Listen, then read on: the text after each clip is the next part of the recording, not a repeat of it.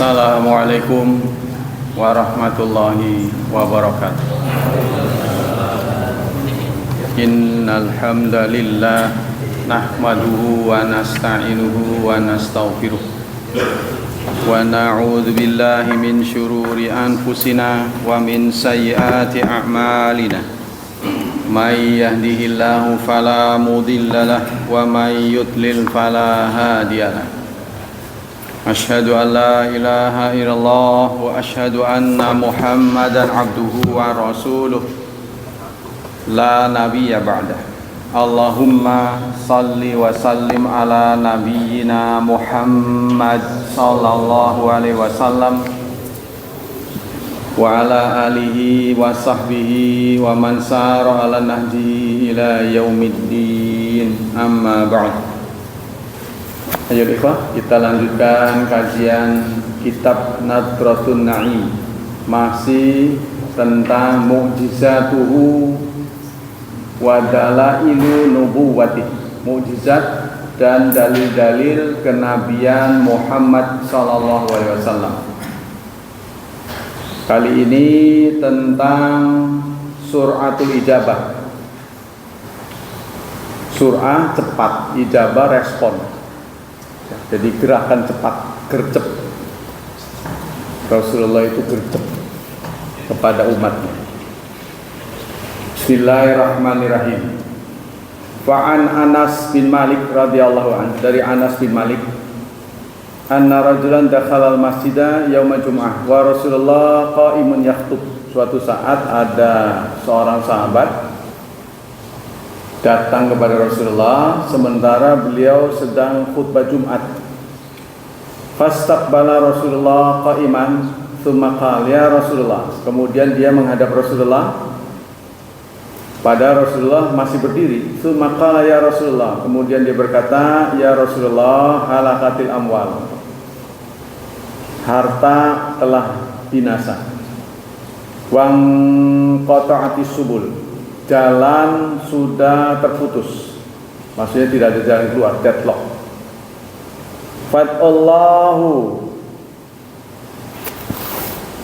Fadallah yughithna. Berdoalah pada Allah agar turun hujan. Jadi waktu itu musim kemarau panjang, ya. Sehingga kata sahabat ini banyak yang rusak. Harta-harta banyak yang rusak, maksudnya hewan-hewan pada mati. Tidak ada cara, maka berdoalah kepada Allah agar turun hujan. Farafa'a Rasulullah yadai tsumma qala Allahumma aghithna. Kemudian Rasulullah mengangkat tangan, lalu beliau berdoa, ya Allah, siramilah kami. Allahumma aghithna, Allahumma aghithna. Ya Allah, maksudnya turunkanlah hujan. Qala Anas, berkata Anas, wala wallahi, demi Allah, manara fis sama min sahab, kami tidak melihat sepotong awan pun di langit. Wala fazah, dan tidak ada gatranya, maksudnya tidak ada putih-putihnya sama sekali. Ya, di langit itu biru cerah sekali. Wa ma bainana wa baina sal'in min baitin waladarin, dan tidak ada di antara kami dari ujung kiri sampai ke kanan awan. Jadi maksudnya awan itu membiru, tidak ada sepotong pun. Qala fatala'tu min wara'i sahabatun. Lalu fatala'at min wara'i sahabat. Setelah Rasulullah berdoa, maka dari belakang beliau tiba-tiba muncul awan. Mislu turs, seperti tombak. Ya, jadi seperti tombak. Mungkin kayak bekas langit yang dilintasi oleh pesawat, ya, kadang-kadang putih. Wami sudah falamma tawasatatis sama, maka ketika awan itu ada di tengah, intasyarat, ya, maka menyebar. Setelah ada di tengah menyebar. Summa umtirat, kemudian turun hujan. Qala fala wallahi ma ra'ayna syamsa sabtan. Maka demi Allah kami tidak melihat matahari sabtan, Sabtu, sampai Sabtu. Ya masih seminggu ini. Sampai seminggu berarti 8 hari ya. Jumat ke Sabtu. Qala thumma dakhala rajul min dzalikal bab fil jumu'atil muqbilah. Jumat berikutnya laki-laki itu datang lagi gitu. Ya, tapi ini laki-laki yang datang ini apakah laki-laki yang kemarin? Ini tidak dijelaskan. Singkatnya, datang lagi orang meminta pada Rasulullah. Wa Rasulullah qaimun yakhtub. Beliau juga sedang khutbah. Fastaqbalahu qaiman. Beliau pun menghadap orang itu. Faqala ya Rasulullah halaqatil amwal wa anqata'atis subul. Kembali ya, orang itu curhat, ya Rasulullah, harta-harta telah rusak, jalan-jalan sudah tertutup. Fad'allaha yumsikuha, maka tolong doakan pada Allah, berdoa kepada Allah agar menahan hujan. Jadi kalau tadi minta hujan, ya sekarang minta dihentikan. Jadi nggak ada air ya susah, tapi kebanyakan juga sama. Hujan sih hujan, tapi kalau terus-terusan ya banjir juga gitu kan, sama aja rusak. Nggak ada air ya, nggak bisa minum. Kebanyakan air ya pada hanyut.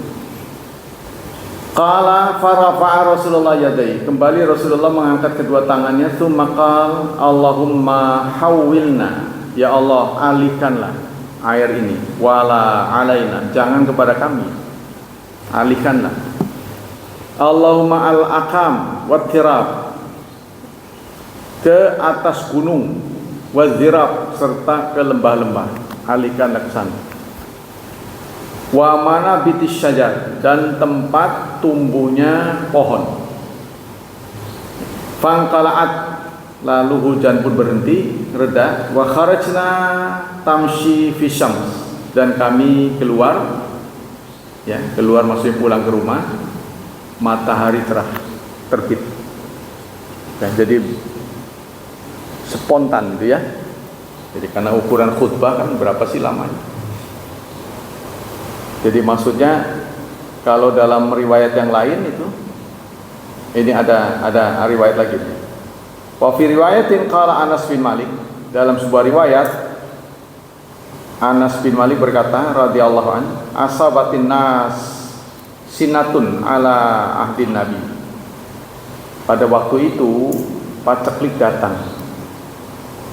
Fa bainanan nabiyyu yakhthub fi yaumil jumu'ah. Rasulullah berkhutbah di hari Jumat. Qama A'rabiyyun, datang seorang A'rabi. A'rabi ini adalah simbol dari orang Arab yang tidak berpendidikan, orang kampung. Orang kampung datang. Faqala ya Rasulullah halaqatil mal. Ya Rasulullah, harta telah rusak. Wa ja'al iyal, keluarga lapar. Fad'allaha lana, maka berdoalah pada Allah untuk kami. Farafa yadahi wa manara fis samai qaza'atan. Lalu Rasulullah mengangkat tangan, kami melihat langit tidak ada sepotong awan pun. Fawalladzi nafsi biyadi, maka demi zat yang diriku ada di tangannya, ma wada'aha hatta sar sahab. Rasulullah belum lagi menurunkan tangan, ya, maka awan pun sudah tampak. Amsal jibal, seperti gunung, sebesar gunung di atas. Jadi tangan Rasulullah belum menurunkan doa, ya. Jadi dia kan angkat tangan, belum sampai turun tangannya. Di langit itu sudah terlihat awan. Summa lam yanzil an mimbari, beliau belum turun dari khutbahnya. hatta ra'aitul matar yatahadaru ala lihyatihi, sampai aku lihat hujan membasahi jenggotnya. Ya, jadi beliau bahkan belum turun dari khutbah, ya, mungkin khutbahnya itu outdoor, ya. Waktu itu belum ada atap. Dilihat itu sudah jenggotnya sudah basah, katanya sampai jenggotnya menyatu. Famutirna yaumana dzalika, maka kami pun dihujani pada waktu itu. Wa minal ghadi, dan besoknya, hari itu hujan, besok hujan, besoknya lagi hujan, besoknya lagi hujan, hatta Jumat ukhra, sampai Jumat datang lagi. Berarti seminggu. Hari itu hari Jumat sampai Jumat berikutnya hujan nggak berhenti. Ya memang sih kalau segitu mah ya lumayan. Ya kita sekarang nggak berturut-turut aja sudah ya ada banjir di mana-mana tuh. Bekasi, Dayakolot di Bandung sudah, kalau di Bekasi malah setinggi atapnya. Apalagi kalau seminggu terus menerus. Wa qama dzalikal Arab aw qala ghairuhu, maka kembali orang Arab tadi datang atau ya lainnya. Jadi orang yang mencerita ini nggak tahu nih, orang Arab yang datang kedua apakah adalah sama dengan orang yang pertama. Yang jelas memang orang kampung juga. Pada keduanya, kali kedua dia datang lalu berkata, ya Rasulullah, gharikatil mal, harta-harta pada terapung, fad'allah lana, doakanlah untuk kami. Farafayadai, lalu beliau mengangkat kedua tangannya, faqal Allahumma hawalaina wala alaina, ya Allah tumpahkanlah hujan di sekitar kami, jangan kepada kami. Hujan jangan turun pada kami, tapi di sekitar kami. Nah sekarang lagi diselidiki karena ada lahan dibuka ya, yang menjadi penyebab banjir Bekasi. Lahan katanya buat wisata. Nah, wisatanya itu dipasangi ya paving block. Kalau biasanya kan nyerep tuh, karena itu dibuka dikasih paving block, jadi air nggak masuk. Nah itulah tumpah lari ke Bekasi. Itu yang dituduh sementara. Apa ya begitu apa enggak, ya itulah. Sebenarnya di Indonesia ini ada tata ruang sih, seharusnya dikaji sebelum memberikan izin. Lalu buat apa surat izin bangunan? Ya kalau bukan untuk mengkaji itu kan. Nah, kalau di kota dekat pesawat, dekat bandara itu harus diperkirakan tingginya pas, jangan sampai kesambar pesawat. Karena terutama kalau malam kan landingnya susah tuh. Terutama di Bandung itu kan rapet tuh, Hussein Sastra Negara itu diapit oleh gedung-gedung. Jadi hanya orang yang pilot yang jago aja yang bisa menurunkan pesawat di Hussein. Waktu ada show, pilot senior kecelakaan, meninggal. Oh, dia manuver rupanya. Oh, dia pengen keliling-keliling udara, nggak taunya kependekan. Jadi menyentuhan bumi, ngusuk, wah udah kebakar. Dibawa ke rumah sakit, ya meninggal. Itu pilot senior, karena memang susah. Anginnya susah ditebak. Saya sering jalan-jalan ke Hussein tuh. Saya tahun 74 itu sudah di Bandung. Tapi kemudian balik lagi ke Jawa, ke Bandung lagi. Wa dzalikal Arabi qala. Nah itu ya, ya Rasulullah, seperti itu ya. Jadi wala alaina fama yushiru biyadihi ila nahyati minas sahab ilal infarajat. Maka beliau tidak isyarat dengan tangannya ke langit ya, kecuali infarajat, awan itu kemudian pecah. Jadi hujan deras, beliau tunjuk Si Awan itu tiba-tiba nyingkir. Begitu ditunjuk, nyingkir. Wasaratil Madinatu mislal haubah. Maka Madinah itu seperti kapal. Apa maksudnya tuh? Ya airnya ngembang di mana-mana, tapi ini seakan-akan kering. Ya daratannya kering. Jadi airnya pada minggir. Jadi kayak kapal aja gitu di laut. Sekitar-sekitarnya pada banjir. Kan Rasulullah mengatakan singkirkan air ini ke sana ke tepi, jangan ke kami. Jadi mereka pun tidak kebanjiran, cuma air ke sana pada lari. Ya. Wasaratil Madinah mithl haubah, wasaral wadi qanatan syahran. Nah, maka lembah-lembah itu basah selama sebulan. Maksudnya baru kering ya, ngembengnya tuh. Walam yaji ahadun min nahyatin ila haddatsa bil jaudi. Tidak ada orang yang ngobrol kecuali ceritanya banjir. Ya, maksudnya banjir itu menjadi topik trending waktu itu. Kalau sekarang ada mah, di mana-mana orang bicara banjir. Oh, sana kebanjiran, sana kebanjiran. Tapi Madinah kering. Nah, tempat beliau meminta hujan itu dikenal dengan Qomamah.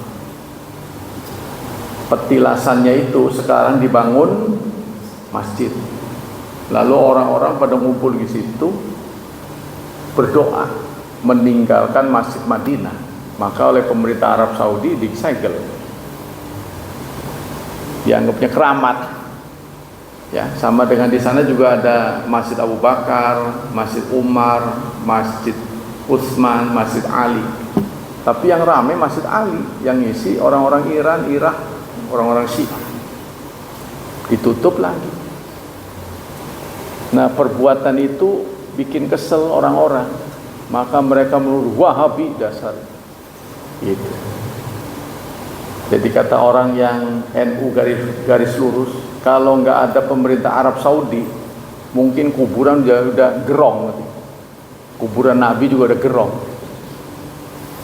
Ya, sebab itu juga dialami oleh kuburan-kuburan ya pahlawan-pahlawan Islam di Indonesia seperti Sultan Hasanuddin, Syarif Hidayatullah. Itu semua orang yang ziarah ke sana pulangnya bawa sekepel, lama-lama gerong. Karena dibolehin, hukumnya ramah kan. Jadi kalau orang itu bodoh susah ya ngomong. Kalau dibiarkan begitu saja susah. Kalau dihukum katanya galak. Jadi sudah, kalau nggak ngerti juga ya ada waktu kita memberikan pembelajaran. Yumhil wala yuhmil. Rasulullah dalam menghadapi persoalan beliau berhati-hati tapi tidak cuek, ya, tidak menegasikan. Jadi tidak acuh ya. Wan Abdullah bin Mas'ud radhiyallahu anhu bainana Rasulullah yusalli indal bait. Satu saat diceritakan oleh sahabat, ini semuanya dongeng-dongeng ya. Artinya ini pengalaman-pengalaman kesaksian dari para sahabat tentang mukjizat yang sifatnya audiovisual. Ya, artinya yang dirasakan oleh sahabat, kami melihat, kami mendengar. Nah, kita hanya begitu saja, kita nggak bisa dengar, nggak bisa lihat. Ya, kalau itu terjadi zaman sekarang bisa direkam kan? Tapi kalau zaman dulu kan kita hanya dengar-dengar saja. Yang tersisa adalah Quran. Nah, Quran itu sampai hari ini. Dari Abdullah bin Mas'ud, bainama Rasulullah yusalli indal baiti. Satu saat Rasulullah salat di Baitullah, wa Abu Jahlin wa ashabu lahu julus. Abu Jahal dan teman-temannya sedang duduk. Waqad nuhirat jazur, barusan mereka selesai menyembelih onta. Kemarin ya katanya, mereka kemarin menyembelih unta. Faqala Abu Jahal berkata, ayyukum yaqumu ila salah jazur bani fulan fayakhudhu fayadilu fi katifai Muhammad idza sajada. Siapa di antara kalian yang berani ngambil kulit kulit apa ini? Salah ini artinya ya kulit ya. Kulit onta bawa ke sini lalu nanti ditaruh di pundaknya Muhammad. Siapa yang berani katanya. Ya, kulit itu dibawa nanti waktu sujud taruh di itu. Tapi ada yang mengatakan ini kotoran katanya. Famba'atha ashqal qaum, ada yang berdiri pada waktu itu ya, yang ikut yang jahat lah singkatnya, diperintah oleh Abu Jahal. Fa akhadahu falamma sajada, kata di sini dua ya nanti ya. Ya kata di sini yakunu fil walad fi batni naqa wa sir hayawan. Jadi kata di sini ari-ari. Jadi ari-ari onta. Jadi ari-ari onta dalam perutnya. Itu namanya salah. Ada yang mengatakan gitu, tapi ada yang mengatakan kulit. Jadi jeroan, ya, jeroan. Siapa yang berani ngambil jeroan yang kemarin onta disembelih, nanti ditaruh di sini. Tuh. Ketika Nabi Muhammad sedang sujud. Fa akhadhahu falamma sajada Nabi wada'ahu baina katifaihi. Maka ketika Rasulullah benar datang, lalu beliau sujud. Orang itu pun meletakkan tadi ya jeroan onta di sekitar pundaknya. Qala fastathaku, lalu orang-orang pada tertawa menyaksikan itu, pada ketawa. Wa ja'ala ba'dhum yamilu 'ala ba'd, ya sampai kata orang bilang ngikik lah. Wah, sampai udah nggak terkendali ketawanya. Pokoknya jadi bahan guyonan. Wa ana qaimun anzuruh, aku berdiri menyaksikan. Lau kanat li min'atan tarahtuhu an dhahri Rasulillah, kalau aku punya kekuatan pasti aku sudah singkirkan dari punggung Rasulullah. Ini yang cerita putri beliau ya. Nah ini Abdullah bin Mas'ud ya. Kemudian fatara summa akbarat alaihim tashmutuhum. Kemudian datang ma hatta intala insan fa akhbara Fatimah. Lalu ini yang menyaksikan Ibnu Mas'ud, lalu orang memberitahu Fatimah. Ya, putri Rasulullah. Saat itu Fatimah masih gadis kecil. Masih kecil juga. Mungkin umuran 11-an gitu. Tarahathu anhu, kemudian beliau membuang kotoran yang menempel di pundak Rasulullah. Tsumma aqbalat alaihim tashmutuhum, sambil marah-marah kepada orang-orang yang telah berbuat seperti itu pada Rasulullah. Falamma qadan Nabi salatahu rafa'a sautahu tsumma da'a alaihim. Selesai salat, beliau mengeraskan suara memanggil orang-orang yang tadi telah berbuat itu. Ya, beliau mendoakannya. Wa kana idza da'a salasan. Beliau kalau berdoa 3 kali. Wa idza sa'ala salasan. Kalau minta 3 kali, kalau berdoa 3 kali. Tsumma qala Allahumma 'alaika bi Quraisy. Beliau berdoa, ya Allah, Engkaulah yang membalas perbuatan ini. Ya, doa Rasulullah. 3 kali beliau ucap. Falamma sami'u sautahu dhahaba anhumud dhah. Ketika mereka mendengar dengan keras doa Rasulullah, mereka pun diam, berhenti tertawanya. Kenapa begitu? Wa khafu da'watahu, karena takut. Jadi mereka sudah tahu doa Rasulullah mustajab. Ya. Jadi begitu berdoa mereka takut. Tsumma qala Allahumma 'alaika bi Abi Jahal. Ya Allah, Engkau yang akan menghukum Abu Jahal. Jadi kalau sudah disebut nama, kalau dalam doanya Rasulullah menyebut nama, wah itu yang ditakuti. Nah, beliau nyebutin Abu Jahal, Utbah bin Rabi'ah, Syaibah bin Rabi'ah, Walid bin Uqbah. Tuh, beliau nyebut itu. Umayyah bin Khalaf, Uqbah bin Abi Mu'aid. Ya. Lalu beliau menyebut satu lagi, aku tidak hafal kata yang cerita ini. Fawalladzi ba'atsa Muhammad bil haqq laqad ra'aitu alladzi sama sar'a yaum Badr.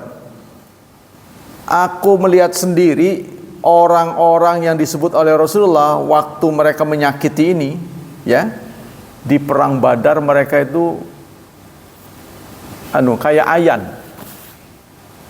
Seperti ayan. Summa sujibu ilal qalib Badr. Kemudian mereka pun mati waktu di lembah Badar itu. Ya, di sumur Badar katanya. Jadi orang-orang ini semuanya kelak yang disebut oleh Rasulullah, semuanya mati dan masuk ke sumur Badar. Jadi apakah mereka nyemplung sendiri? Ini tidak ada ceritanya. Tiba-tiba ada di sumur aja. Kurang lebih 7 orang, semuanya masuk ke sumur. Qala Abu Ishaq Al-Walid bin Uqbah ghalata fi hadil hadis. Kata Abu Ishaq, Walid bin Uqbah telah salah dalam ucapan ini. Katanya begitu ya. Hadis ini katanya, hadis ini apa ini? 11, nomor 11 riwayat Muslim. Katanya hadis ini ada kesalahan. Kemudian dakwatun wa hidayah. Rasulullah berdakwah dan memberi petunjuk. Dari Abi Hurairah radhiyallahu an, kuntu ad'u ummi ilal Islam wa hiya musyrikat. Kali ini ceritanya berasal dari Abu Hurairah. Abu Hurairah mengeluhkan Rasulullah, mengeluh pada Rasulullah tentang ibunya. Ya, meskipun Abu Hurairah sudah masuk Islam, kalau nggak salah di tahun ke-6. Tapi beliau mendapati ibunya nggak mau diajak menjadi muslim, maka dikeluhkan pada Rasulullah. Jadi ibunya itu kalau ketemu Abu Hurairah, kata-katanya selalu menyakiti, kasar. Ya. Fa asma'ani fi Rasulillah ma'akrah. Jadi kalau sudah ngobrol sama ibu itu selalu ngeritik pedas pada Rasulullah. Ngomong yang enggak. Ini membuat Abu Hurairah sakit hati. Fa'ataitu Rasulullah ana abki. Suatu saat aku datang pada Rasulullah sambil menangis. Qultu ya Rasulullah. Ya Rasulullah, inni kuntu ad'u ummi ila Islam. Fata'ba alayya. Ya Rasulullah, saya sudah berusaha mengajak ibu saya masuk Islam, tapi dia menolak. Fada'awatu al-yawm fa asma'ani fik ma'akrah. Saya hari ini kembali mengajak beliau untuk masuk Islam, tapi alih-alih beliau mau, malah beliau ya mengatakan kata-kata yang aku sangat tersinggung tentangmu. Jadi singkatnya, ibunya ini ngeritik Rasulullah. Fad'allah ayah dia umma Abu Hurairah. Ya Allah, ya Rasulullah, doalah kepada Allah agar Allah memberi hidayah kepada ibu. Faqala Rasulullah, lalu Rasulullah menjawab, Allah mahdi umma Abu Hurairah. Ya Allah, berikanlah hidayah kepada ibunya Abu Hurairah. Fakharastu mustabsyiran yad'uhu Nabi Allah. Maka aku pun keluar dengan gembira, ya, mustasyira bi da'wati Nabi, karena aku bangga ya Rasulullah sudah berdoa untuk ibu. Falamma jitu fasirtu ila bab. Aku pun berkunjung kepada ibu sampai sudah di depan pintu. Fa idza huwa mujafun, ya, pintunya ditutup. Nah, saya datang ke rumah ibu, pintunya tertutup. Fasamitu ummi hasfa qadamai. Sepertinya ibu mendengar suara langkahku. Faqalat makanak ya Abu Hurairah. Abu Hurairah, berhenti. Nggak usah kesini katanya. Wa sami'tu has-hasal ma. Aku mendengar ada suara air, guyuran air. Nah, dari rumah tuh, dari ruang dalam rumah. Qala faghtasalat wala bisat dir'aha. Rupanya ibu sedang mandi. Diam situ Abu Hurairah, maksudnya jangan masuk mungkin ya. Lalu saya dengar air sedang ngucur ya. Ternyata ibu sedang mandi. Kemudian beliau mengenakan pakaian wa ajilat an khimariha, dan segera berdandan. Jadi pakai aurat, menutup aurat. Fa fatahatil baba, lalu beliau membuka pintu. Tsumma qalat, lalu berkata, ya Abu Hurairah, wahai Abu Hurairah, asyhadu an la ilaha illallah wa asyhadu anna Muhammadan abduhu wa rasuluh. Di depan Abu Hurairah beliau mengucapkan syahadat. Ya. Qala faraja'tu ila Rasulillah fa ataituhu wa ana abki minal farah. Aku pun datang pada Rasulullah, aku mendatangi sambil menangis karena gembira. Qala qultu ya Rasulullah absyir. Ya Rasulullah, bergembiralah. Qad istajaballahu da'wataka. Allah sudah mengijabah doamu. Wa hada umma Abu Hurairah, dan sudah memberi hidayah kepada ibu. Fahamidallah wa asna alaih wa qala khairan. Lalu Rasulullah memuji Allah ya, serta memberikan apresiasi dan berkata khairan. Qala qultu ya Rasulullah ud'allah ayyujibani ana wa ummi ila ibadihil mu'minin. Kembali Abu Hurairah berkata, ya Rasulullah, doakanlah kami, aku dan ibu saling mencintai. Maksudnya jangan benci ya. Ayyuhabbibani ana wa ummi ila ibadil mu'min. Ya Allah, ya Rasulullah, doakanlah aku dan ibu senang, ya, artinya cinta kepada hamba-hamba yang mukmin. Ya, doakanlah kami berdua supaya kami ini menyukai orang-orang mukmin. Wa yuhabbibuhum ilaina, serta berikanlah cinta orang mukmin kepada kami. Ya, jadi Abu Hurairah berikutnya minta doa pada Rasulullah, ya Rasulullah, cintakanlah kami kepada orang mukmin, ya, serta cintakanlah orang mukmin pada kami.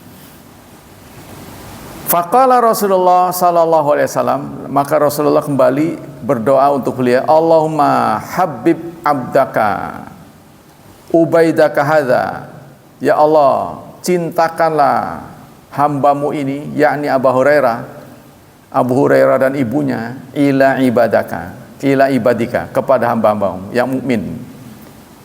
Wa habib ilaihimil mu'minina, serta cintakanlah orang mukmin kepada mereka berdua. Fama khalqun mu'minun yasma'u bi wala yarani illa ahabbani. Maka tidak ada satu mukmin pun yang mendengarkan aku atau melihat aku, melainkan mereka suka padaku. Tuh kata Abu Hurairah ya. Ini semuanya adalah kesaksian mukjizat. Sampai-sampai kemampuan hafal dari Abu Hurairah itu juga mukjizat. Kemampuan beliau ya. Jadi beliau masuk Islam di tahun ke-6. Rasulullah wafat di tahun ke-11, cuma 5 tahun.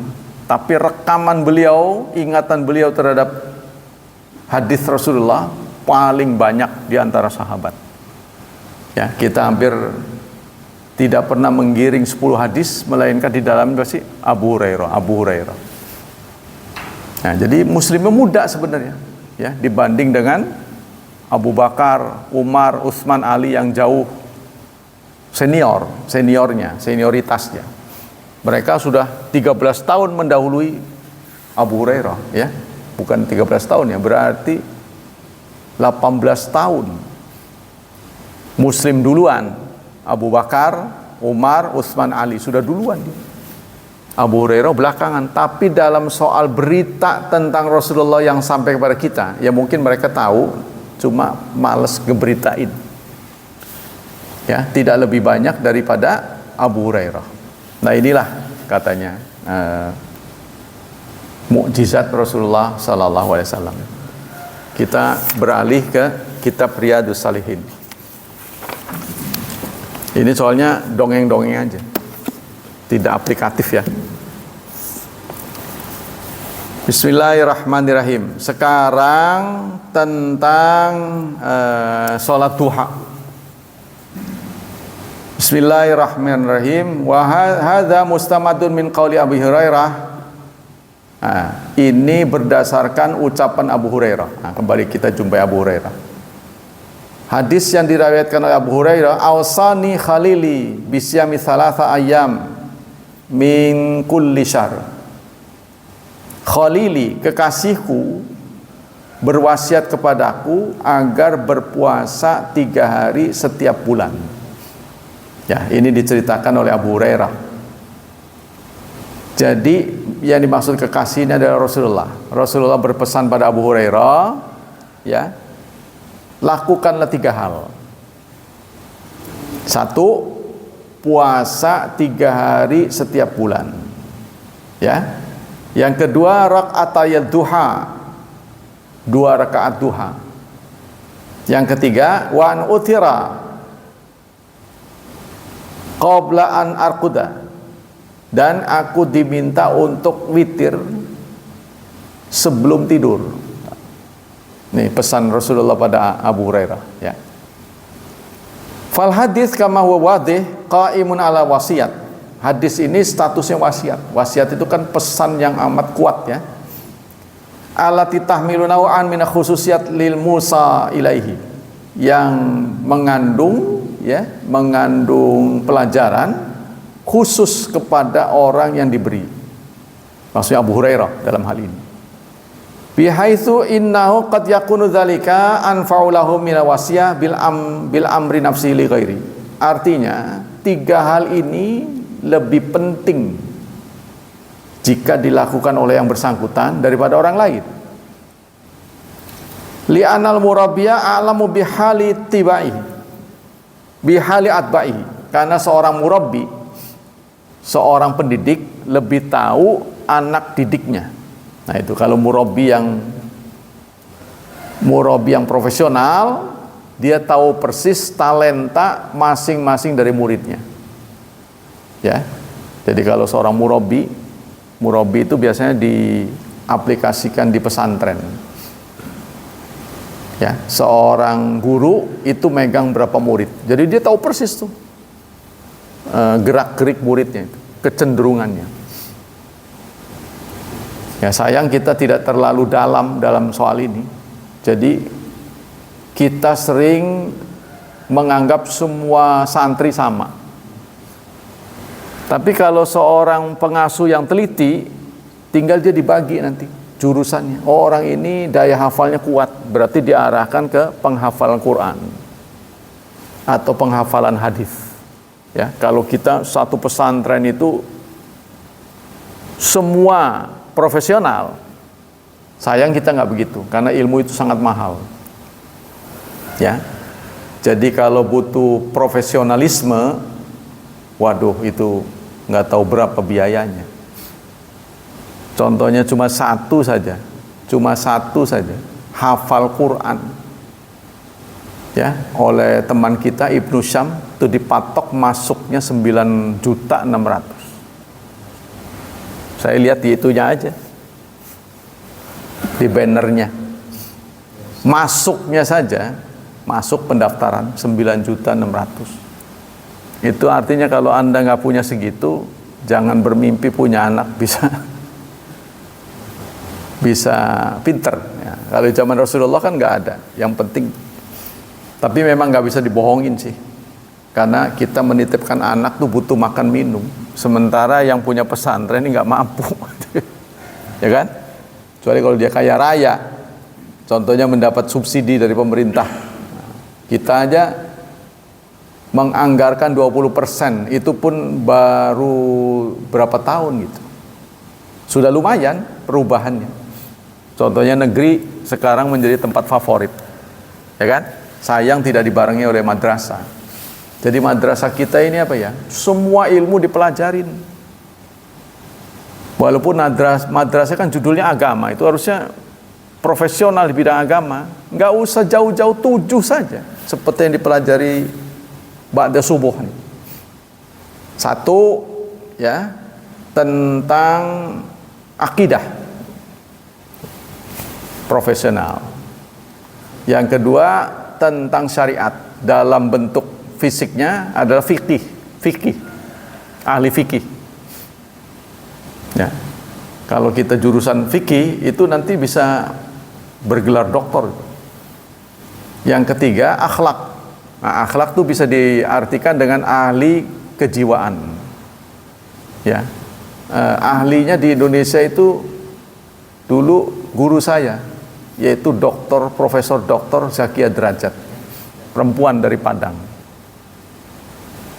Karena beliau sangat cerdas, tamatan Al-Azhar ya, itu doktor ilmu jiwa.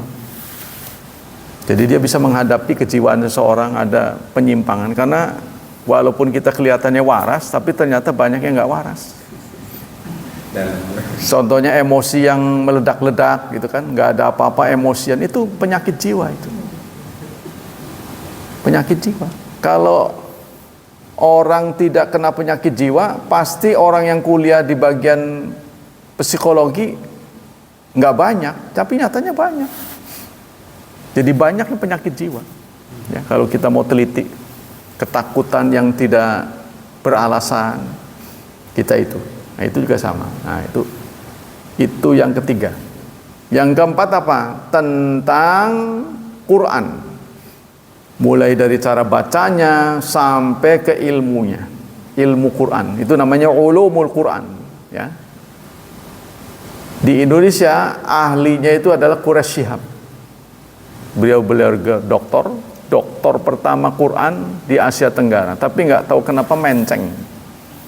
Saya juga nggak tahu kenapa. Ada hal yang menurut saya tidak benar. Yang kelima, ahli fikih, ahli hadis. Wah, itu juga susah. Dia harus hafal, kemudian ngerti usul hadis. Ininya apa? Tentang hadis lah.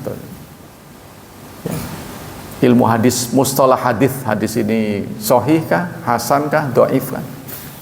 Itu harus tahu, serta rantai-rantainya. Itu nggak banyak yang nggak banyak yang mau. Biasanya kalau udah tamat, malesnya kenapa orang nggak mau? Karena pasarannya kurang. Belajarnya susah, begitu tamat, jarang ada yang mau belajar. Jadi kan males itu. Ya, sama dengan falak. Tentang antariksa. Belajar yang susahnya bukan main, ngitungnya. Tapi setelah pinter, jarang dipakai orang. Tuh, 5 tuh. Yang keenam, sejarah, tarikh. Ya. Yang ketujuh, bahasa Arab. Tapi kuncinya bahasa Arab. Kuncinya. Nah, dulu yang fokus bahasa Arab itu Cibeber. Cibeber ilmu alatnya bagus di zaman saya. Waktu itu sekolah betul-betul murah. Ya, karena orang tidak dipaksa untuk seragam. Saya aja sekolahnya pakai sendal, pakai sarung. Jadi pakaian biasa bisa dipakai madrasah. Kalau sekarang enggak, pakai sepatu. Artinya mahal lah gitu. Tapi belum pakai dasi sih. Belum pakai dasi. Kalau saya di Jakarta pakai dasi. Saya pernah juga ngajar di Jakarta, jadi dosen. Tapi di Akademi Pariwisata. Ustadz ngajar di pariwisata. Jadi keutamaan pariwisata ini harus senyum, modalnya senyum. Ya, itu ada dalam Islam, senyum, menyapa. Karena dia pelayanan sifat. Jadi akhlak lebih tinggi. Saya tidak dites karena yang ngetes juga nggak banyak tahu tentang Islam. Jadi hanya bincang-bincang lalu lulus aja. Hanya wawancara, katanya acaranya tes masuk. Ya udah saya datang. Ternyata dia nggak ngetes materi. Ngobrol-ngobrol, tahu-tahu besoknya suruh mulai. Itu aja. Justru ngobrolnya itu lagi tes katanya, kata mereka. Tuh ya, itu 7 yang kita pelajari. Nah ini jarang yang fokus itu, sehingga madrasah setiap tahun mengeluarkan tamatan, tapi ulama jarang ada ulama. Maksud saya, kenapa sih tidak fokus 7 ini? 7 ini fokus diperdalam. Nanti keluar pasti jadi ulama. Kan sekarang krisis ulama. Tamatan madrasah setiap tahun ribuan. Kalau kita lihat di Cilegon ya ribuan yang tamat. Tapi siapa yang bisa menggantikan ustadz-ustadz di masjid? Jarang. Ya, karena itu tidak fokus. Sebenarnya kan mubadzir itu. Menurut saya mubadzir itu. Kalau zaman saya dulu sekolah itu begitu. Kadang masuk di Alia 1 SMA kan, itu jumlahnya bisa 30. Tapi dalam perjalanan belajar rontok terus saja, berkurang satu karena makin lama makin susah. Nanti di kelas 3 mau tamat itu tinggal 10 orang, tapi yang 10 itu bisa semua. Nah dulu jadi kejar kualitas, kalau sekarang kuantitas, karena urusannya bos, biaya operasionalnya sekolah. Jadi kalau muridnya sedikit, nanti dapatnya sedikit madrasah tuh. Sekarang begitu. Ya wallahu a'lam lah. Karena itu, jadi kembali lagi persoalannya biaya. Jadi kalau begitu tuh ilmu itu mahal, bukan murah. Maka yang kita bisa lakukan adalah subsidi. Jadi perhatikan baik-baik ya Bapak sekalian, kita menjadi bapak, tolong lepaskan anak kita dari semua beban. Tugasnya belajar saja. Tuh. Tugasmu belajar. Jadi nggak boleh kita bebani apa, karena dia otaknya udah munyer. Ya, di Indonesia ini ilmu yang dipelajari terlalu banyak. Alia saja murid saya ini kurang lebih 28 mata pelajaran dalam seminggu. Itu semua nanti keluar, nggak bisa semua. Bahasa Inggris belajar, keluar yes or no begitu aja. Ngadepin orang Inggris nggak bisa. Bahkan bahasa Jawa, bahasa orang tuanya nggak bisa. Keliwatan itu. Ya. Apa nggak sebaiknya mereka fokus saja di bahasa Indonesia, bertutur kata yang baik, mengatur bahasa, public speaking. Itu kan perlu belajar. Makanya ustadz nggak belajar public speaking. Ya. Ngadepin orang nganggapnya superior saja. Langkah sing pinter ngelebihi kita. Padahal ngajar ini ritual, saudara. Sama dengan Anda sholat. Anda kan tidak menganggap Anda lebih baik daripada teman sebelah kan? Sama-sama ibadah kan? Nah, begitu juga ngajar. Ilmu ini adalah ritual. Anda datang, saya ngajar. Kalau suatu saat Anda mau di sini nggak masalah, saya yang duduk di situ. Tetapi pengajian tetap tegak. Karena thalabul ilmi faridatun ala kulli muslim. Nah, kita kembali sini. Kemudian waqad ausa biha wa nadabaila wa hasala wa kana nasta'ni biha bi qiyamil lail. Fa inna fi ghaniyatun anha wa hiya kal badal minhu. Jadi wasiat Rasulullah kepada Abu Hurairah seakan-akan Rasulullah ingin memberitahu witir itu bagusnya sebelum tidur. Ya kan? Kepada Abu Hurairah pesannya tuh, sholatlah kamu sebelum tidur. Kenapa begitu? Ya karena Rasulullah tahu persis karakter Abu Hurairah, cocoknya. Jadi karena ada Umar, ada Abu Bakar. Kalau Umar melazimkan witir itu malam, tidur dulu. Tapi kalau Abu Bakar sebelum tidur, karena dia nggak pasti bangunnya.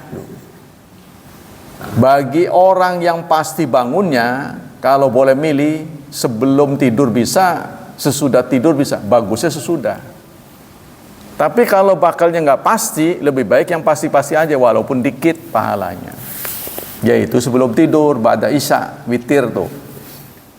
Kalau kita nggak yakin bakal bangun. Tapi kalau usia kita sih kayaknya Hampir dipastikan di atas 50% bangun sih. Walaupun cuma ke toilet. Tidur lagi. Gitu kan. Bangunnya bangun, cuma bukan untuk sholat. Nah, kalau kita tipe orang yang pasti bangun, pilihlah malam untuk witir. Mengakhiri malam dengan witir. Atau witir jadikan menu terakhir sholat malam. Gitu maksudnya. Qala Ibnu Abbas wal Hasan wa Qatadah iwadan wa khalafan yaqumu ahaduhuma maqama sahibi. Jadi setiap orang Rasulullah selalu wasiatnya nggak sama. Maka ketika ada orang bertanya, "Ya Rasulullah, amal apa yang paling baik?" Ya, Rasulullah mengatakan as-shalah ala waqtiha, salat awal waktu, karena lawan bicaranya ini malas salat. Artinya salatnya kari mulu. Jadi dia tahu yang dihadap ini tipe orang yang commanding tuh, tar gitu, nembak. Suka dipengaruhi oleh kesibukan. Nanti lagi. Ya, itu kan bisikan setan. Nah, maka ketika dia tanya apa yang terbaik, Rasulullah selalu memprioritaskan yang paling lemah menurut lawan bicara. Apa yang paling lemah dari dia? Ya, salat awal waktu. Ketika Rasulullah menjumpai sahabatnya pemarah, apa ya Rasulullah amal yang terbaik? Jangan marah. Rasulullah jawabnya gitu kan, ini tipe pemarah nih, emosional. Tipe emosional. Nah, jadi jangan marah. La taghdab. Yo. Wa man ta'ammala ahadits marfu'ah wa athar sahabat wajadala tadullu ila ala hadzal qaul wa amma hadits targhib fiha wal wasiat bima fasahi ka hadits Abu Hurairah wa Abi Dzar la yadullu ala sunnatun ratibat likulli ahad. Hadis yang disampaikan oleh Rasulullah kepada Abu Hurairah dan Abu Dzar ini tidak berarti buat semua orang. Ya, witir itu sebelum tidur adalah terbaik. Itu khusus Rasulullah berikan kepada Abu Hurairah dan Abu Dzar. Karena ini bentuknya wasiat, kan? Ini tidak berlaku kepada semua orang. Jadi kalau dilihat dari afdolnya mah, witir itu adalah menu terakhir sholat malam menjelang subuh. Itu yang paling bagus. Karena yakhtaro darsal hadis bilaili anisalah. Karena Abu Hurairah ini suka belajar di waktu malam. Tuh. Jadi beliau disuruh fokus hadis. Suatu saat Rasulullah bertanya, karena Rasulullah harus membagi job, ya. Makin hari Islam semakin berkembang, ini perlu ada profesional. Siapa yang ngurusi hadis, siapa yang mencatat Quran. Nah, ini Rasulullah bagi. Siapa yang spesialisasi Quran? Zaid bin Thabit. Nah, anehnya ya, bukan aneh sih. Rasulullah, Allah Subhanahu wa taala takdirkan Zaid bin Thabit ini umurnya panjang.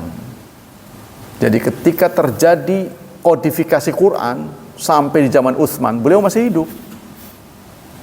Sehingga beliaulah yang mengawal kemurnian Quran.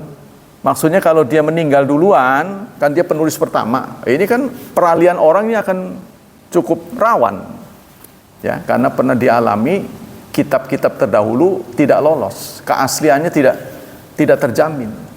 Tapi kalau kita sekretarisnya penulis pertama dari zaman Rasulullah masih hidup sampai kodifikasi. Karena Quran turun itu kan enggak sekaligus 30 juz. Ya, katanya di Lauh Mahfud itu 30. Diturunkan ke Baitul Izzah. Langit terdekat dengan langit kita itu Baitul Izzah, 30 juz. Tapi dari Baitul Izzah ke dunia ini bertahap, ala muqsin. Bertahap sesuai dengan ya, supaya apa? Mudah dihafalnya. Jadi tertib nuzul dengan tertib mushaf itu berbeda. Kalau kita kan tidak kenal tertib nuzul. Kita taunya tertib mushaf, ya. Artinya Al-Qur'an itu dimulai dari suratul Fatihah, berakhir suratul An-Nas. Surat 1 sampai 114. Apakah ayat yang turun itu Fatihah dulu? Ternyata enggak. Yang turun pertama itu surat 96 Al-Alaq, Iqra bismi rabbikal ladzi khalaq. Terus berakhir di surat Al-Baqarah, wattaqu yauman turja'una fihi ila Allah. Terjadi perbedaan, ada yang mengatakan al yauma akmaltu lakum, surat 5. Tapi dari sisi waktu terakhir turun itu surat itu, wattaqu yauman, takutlah pada hari kamu dikembalikan pada Allah. Tapi kalau dari sisi hukum, terakhir itu surat Al-Maidah, karena setelah turun al-yauma akmaltu lakum tidak ada lagi ayat yang muatannya hukum. Tuh ya, dari sisi hukum. Nah, jadi ini tergantung pada skill. Jadi kalau sahabat itu skillnya nulis, maka yang terbaik buat dia adalah nulis ibadah itu. Kalau orang di tangannya itu mudah dapatkan uang, terus saja cari uang untuk mendukung kebaikan. Sebab kebaikan Anda ditempatkan Allah pada mencari uang itu. Sementara ada orang yang kerjanya ngajar aja, nggak bisa cari duit. Mau kaya susah, ya sudah, ilmu, kekayaan ilmu terus ya, ngajar ya terus. Nanti mereka kerja sama, ya. Yang kaya membiayai yang ngajar, begitu. Ada subsidi silang. Ini sebenarnya harus dibuat organisasi. Nah, organisasi itu namanya negara. Negara lah yang ngatur, kan? Ada departemen sosial, tuh, ada departemen pendidikan. Ini kalau dijadikan satu semua, atau acak, nggak ada kekhususan. Sebab tipe manusia itu banyak. Ada orang pinter tapi nggak bisa ngatur. Pinter tapi nggak bisa ngatur. Itulah sebabnya Kementerian Pendidikan tingkat perguruan tinggi diganti oleh presiden. Gara-garanya apa? Kasar dia sama karyawannya. Pinter tapi kasar. Dan yang diharap dalam Islam ini, orang pinter bisa ngatur. Tapi ternyata nggak begitu. Ada orang pinter nggak bisa ngatur. Ada yang bisa ngatur tapi bodoh. Maksudnya nilai akademisnya biasa-biasa saja, tapi dia bisa ngatur orang. Ya, ada tipe begitu. Makanya orang harus disesuaikan. Nggak semua, maka diatur, maka diganti. Ada yang pintar menguraikan ilmu, tapi ketika dia bermasyarakat nggak bisa dia, nggak bisa ngatur orang. Nah, ini berarti harus digeser. Apa boleh buat? Artinya leadership-nya gitu. Sebagai pemimpin tuh nggak bisa. Demikianlah hadirin, hafidhani hafidhakumullah, waktu kita sudah habis. Semoga Allah Subhanahu wa taala melimpahkan pahala yang berlipat ganda untuk kita. Semoga Allah tetap menjaga dan melindungi kita dari wabah dan fitnah, dari syubhat dan syahwat. Dan semoga hidup anak-anak kita dimudahkan Allah, diberkahi, serta ditakdirkan menjadi hambanya yang saleh dan salihat. Subhanakallah wa bihamdika, asyhadu an la ilaha illa anta, astaghfiruka wa atubu ilaik. Wassalamualaikum warahmatullahi wabarakatuh.